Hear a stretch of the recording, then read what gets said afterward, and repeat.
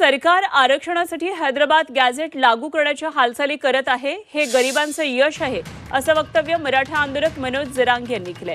मुख्यमंत्र्यांवर मराठ्यांचा विश्वास आहे आणि मुख्यमंत्र्यांनी मराठ्यांचा गेम करू नये असा इशाराही जरांगे यांनी दिलाय।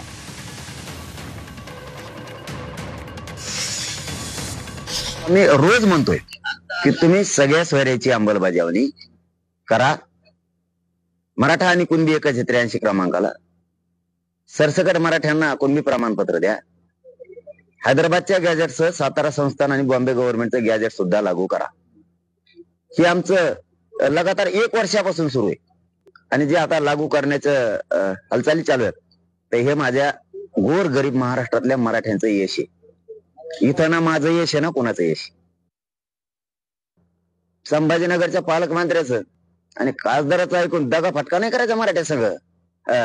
वर्ष झालं मराठा लढतो यासाठी आणि मराठा समाज इतका त्रास भोगला ह्या मराठा समाजानं याच्यासाठी त्यांचं ऐकून मराठ्यांशी दगा फटका करायचा नाही। त्याचं कारण सांगतो, मुख्यमंत्र्यांना मानणारा वर्ग या राज्यात मराठ्याचा।